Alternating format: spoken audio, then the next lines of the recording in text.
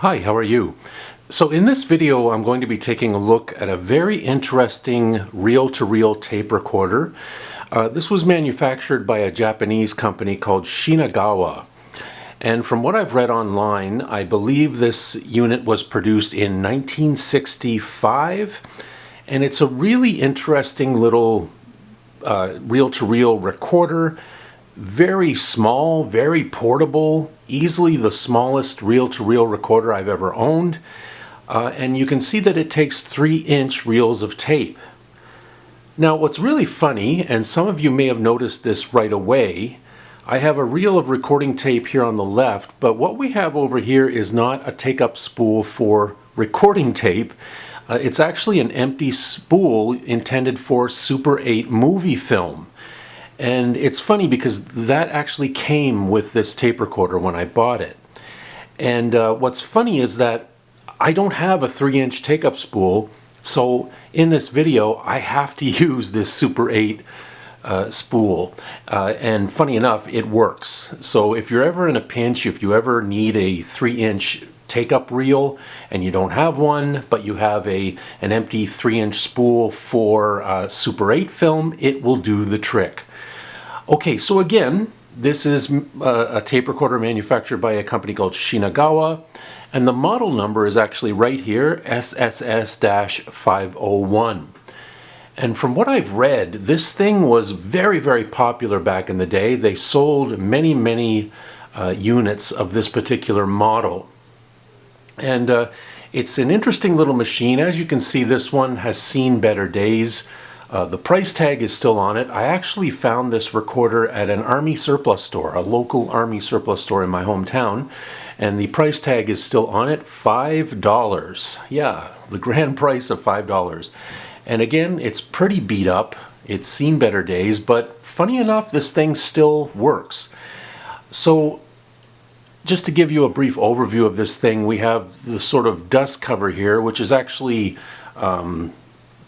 broken, but it does come off.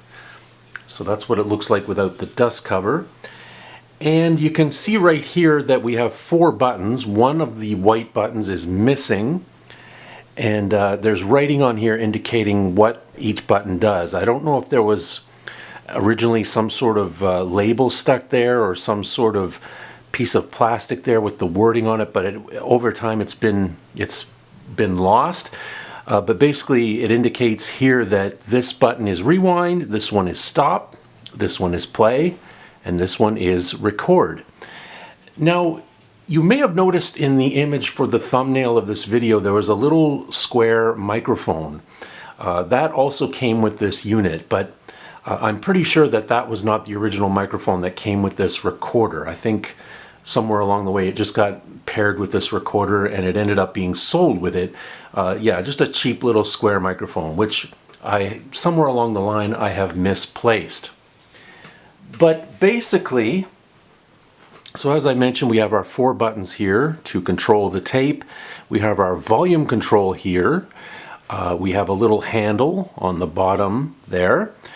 Off to the left we have some jacks. I have to be very careful, and I'll explain to you why.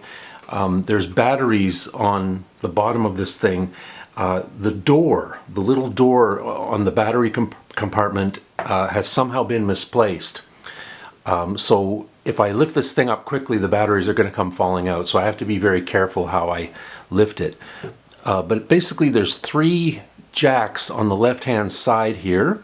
And I'll show you a better image on the screen right now. So basically, starting on the left, we have a jack for monitor. So I'm assuming that would be hooked up to some sort of external speaker. The jack in the middle is for a microphone, and the one off to the right is for a remote switch.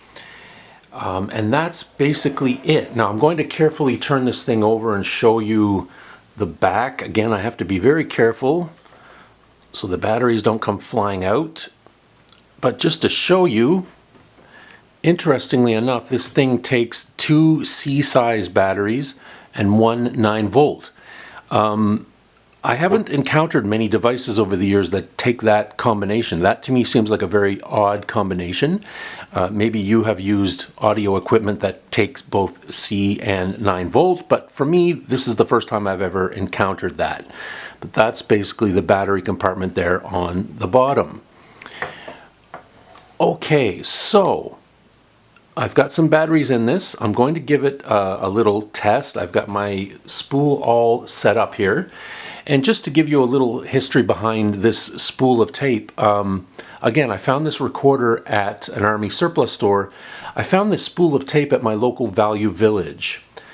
And it's always really interesting when you find these old spools of tape because you never know what's on them. Sometimes they're totally blank, sometimes there's nothing on them at all, and sometimes there's actually recordings on them, either music or a recording of someone's voice that was made many, many years ago, and I always find that so fascinating. I did play this tape a long time ago, and from what I can recollect, I believe it's the voice of a young girl talking into the microphone. And from what I recall, it's pretty creepy. So I'll play that for you. We'll have a listen. Hopefully it'll play okay. Again, it's been years since I've actually fired this thing up. And I don't know how the volume is going to sound, but anyway, I will play you this recording and we will have a listen. So hopefully everything goes okay. So I'm just going to press play, which again is this button right here.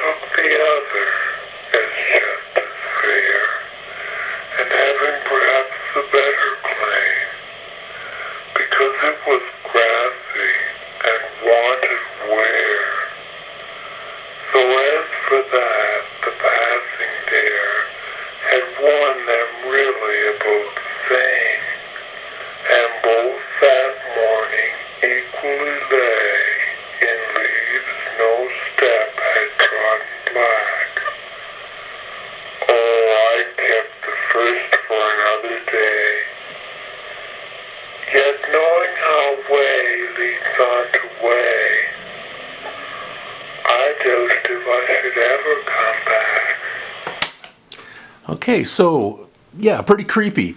Anyway, it sounds like someone reading a poem or a story from a storybook, and that is a woman. I think I'm recalling, again, it's been a long, long time since I actually played this tape. I don't know the exact speed that that's playing at, but obviously it was recorded at a faster speed.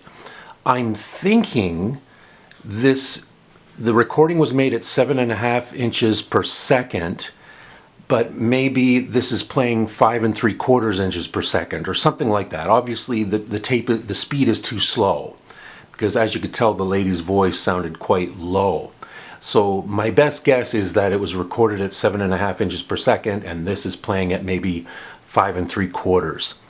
I'm very curious, knowing me and knowing the way I am and knowing how fascinated I am with old recordings. I'd actually love to digitize this and use some software to correct the speed and try to play it at the correct speed and then share that with everyone. So yeah, if you're interested in it, if enough people ask me to do that, I'd be more than happy to do that. So yeah, I think I could easily digitize this and maybe correct the speed using some sort of software, and then we'll actually figure out what that person was saying. But so that's my look at this Shinagawa tape recorder from the 1960s, this transistor tape recorder. Really interesting little machine. I wish it was in better condition, but hey, for $5, what do you expect? I will try rewinding, see if the rewind thing works, but again, we don't have a button for rewind, so I just kind of, there's like a metal peg there that kind of sticks up into the plastic button. Let's see if this still works.